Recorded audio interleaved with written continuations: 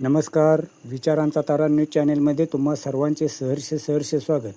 कविता ही अंतर्मनातून जन्मावी लागते. प्राध्यापक डॉक्टर अच्युत माने. कवी हा जन्मताच कवी नसतो, तर तो परिस्थितीने निर्माण होतो. समाजातील चांगल्या वाईट घटनेवर, आपल्या आयुष्यातील सुखदुःखातील घटनेवर कवी कविता लिहित असतो. कविता ही प्रकट व्हावी लागते, ती जन्मावी लागते, असे मत प्राध्यापक डॉक्टर अच्युत माने यांनी व्यक्त केले. शिरगुप्पी येथील सामाजिक कार्यकर्ते व कवी संजय वत्सला ईश्वर कांबळे यांच्या भूतकाळ विद्रोही कविता संग्रहाचे प्रकाशन व निमंत्रण कवीचे कवी संमेलन असा संयुक्त कार्यक्रम निपाणी येथील महर्षी वाल्मिकी भवनमध्ये आयोजित करण्यात आला होता. याच कार्यक्रमात अध्यक्षपदावरून बोलताना प्राध्यापक डॉक्टर अच्युत माने यांनी वरील मत व्यक्त केले. पुढे बोलताना ते म्हणाले की विद्रोह हा चिंतनातून, जगण्यातून येतो, तर क्रांतीची प्रेरणा पुस्तकातून मिळते. चळवळ केल्याशिवाय परिवर्तन होत नाही. भूतकाळ आठवत असताना परिवर्तनाचा संघर्ष करायला हवा. सत्य शोधावे लागत नाही, ते जगण्यातून सापडते आणि ते संजय कांबळे यांना त्यांच्या जगण्यातून सापडले व त्यातूनच त्यांचा भूतकाळ हा विद्रोही काव्यसंग्रह जन्मास आला असल्याचे सांगून त्यांच्या या काव्यसंग्रहाला शुभेच्छा व्यक्त केल्या. यावेळी अशोककुमार आशोदे, सुरेश कांबळे, प्राध्यापक मुकुंद कांबळे, प्रकाश पाटील, संजय शितोळे, सुनील गस्ती, रघुनाथ कडाकणे, नाना सोज, आमदार एन.डी. जत्राटकर, जे.डी. कांबळे आदींनी आपल्या मनोगतातून संजय कांबळे यांच्या जीवनाचे यशोगाथा कथन करून त्यांच्या काव्यसंग्रहाला शुभेच्छा दिल्या. तर कवी संजय कांबळे यांनी आपल्या कविता संग्रहास मान्यवरांनी दिलेल्या शुभेच्छाबद्दल आभार व्यक्त केले. प्रारंभी शाहू फुले आंबेडकर प्रतिमेचे पूजन मान्यवरांच्या हस्ते करण्यात आले. त्यानंतर भूतकाळ या काव्यसंग्रहाचे प्रकाशन करण्यात आले. स्वागत प्रमोद कांबळे यांनी तर प्रास्ताविक रमेश देसाई यांनी केल्यानंतर कवी संजय कांबळे यांचा फुले शाहू आंबेडकर वाचनालय शिरगुप्पी यांच्या वतीने व मान्यवरांच्या हस्ते सत्कार करून गौरवण्यात आले.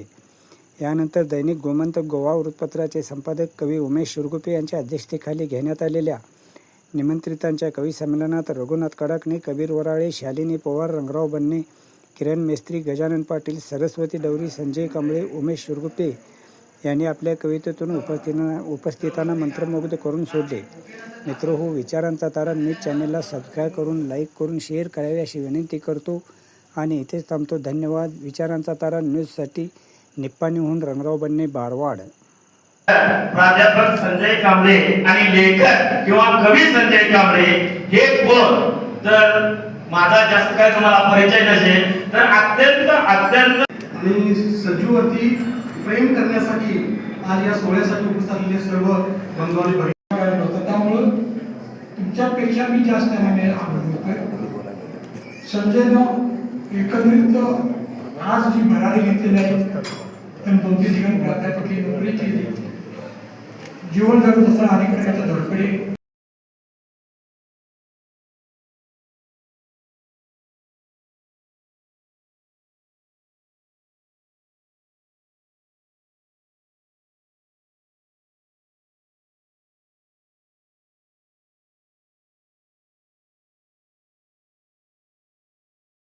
दुसरा काव्यसंग्रहाचा प्रकाशकाने घेतलेला आहे. तिसरं एक मात्र नावाचं आत्मचरित्र मात्र येतं. या अशा या साहित्यिक प्रवासामध्ये मला साथ देणारी माझे आहे डॉक्टर बाबासाहेब आंबेडकरांची मित्र त्यांच्या मार्गदर्शनाखाली, त्यांच्या प्रेरणा मी तीच राहिलो, इथून पुढे तीच अशी त्या ठिकाणी नावे देतो. ईश्वर कांबळे यांच्या आज या ठिकाणी झालं अशी मी औपचारिक घोषणा करतो.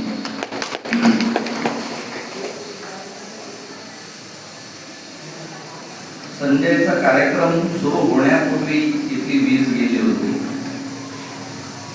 आणि कोणीतरी म्हणालं, मला वाटतं सगळे अडथळे आजही थांबले नाही, म्हणजे पुस्तक प्रकाशनात सुद्धा अडथळा आहे.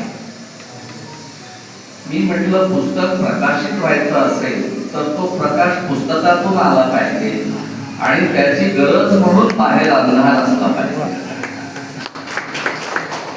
आपण हे विसरतो की आयुष्यात जितकं प्रकाशाला महत्व आहे तितकंच अंधाराला आहे. अंधार हा नुसता भयावह नसतो, तर तो सृजनात्मक देखील असतो. शब्द हे आमचं आहे म्हणून तो विठ्ठला जोड्याने मारतो हा तुकाराम विठुरीच आहे. काळ कोंड्या विठ्ठा असं म्हणतो, काळ कोंड्या विठ्ठला मी तुला जोड्यानं मारेन. हा विठ्ठल आहे. आणि विठ्ठलाचा जन्म कधी होतो? बाळ जेव्हा जन्माला येतं ते जर रडलं नाही तर आई काळजी पडते, का पोरगं रडलं, जिवंत आहे. मित्र ही मूलभूत प्रेरणा आहे. आपण सर जाता जाता म्हणतो रे एखादी शिवी हाणतो आपण, हे 30 वर्षापूर्वी कविता असायची गोलपिठा. आणि मला प्रश्न असा पडला की हा गोलपिठा सांगायचा कसा दिवशी कॉलेजमध्ये. मी एका रूम मध्ये एमएच्या विद्यार्थी घेतला, दरवाजा बंद केला आणि गोलपिठा वाचला. आमचे सदानंद मोरे असं म्हणतात पुढ्याचे की गोलपिठाला नोबेल पारितोषिक मिळालं, इतका गोलपिठा मोठा